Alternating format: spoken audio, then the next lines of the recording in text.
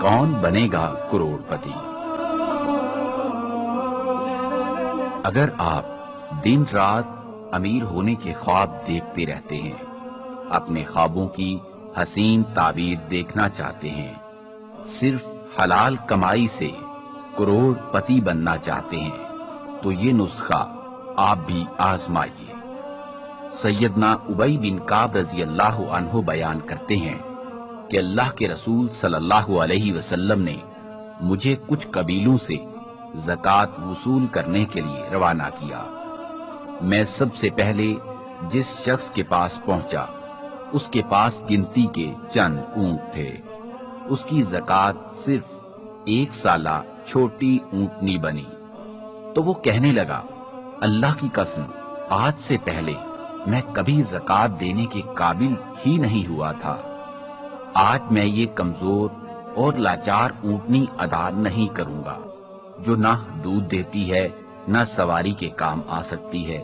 آپ یہ موٹی تازی خوبصورت اونٹنی قبول فرمائیں، میں اللہ کی راہ میں عمدہ چیز دینا چاہتا ہوں۔ میں نے کہا، بھائی، تمہاری زکوٰۃ تو اتنی ہی بنتی ہے، میں اس سے زائد وصول نہیں کر سکتا۔ ہاں، اگر تم باخوشی زیادہ ادائیگی کرنا چاہتے ہو تو مدینہ منورہ چلے چلو اور پیغمبر کائنات حضرت محمد صلی اللہ علیہ وسلم کی خدمت میں خود ہی پیش کر دو۔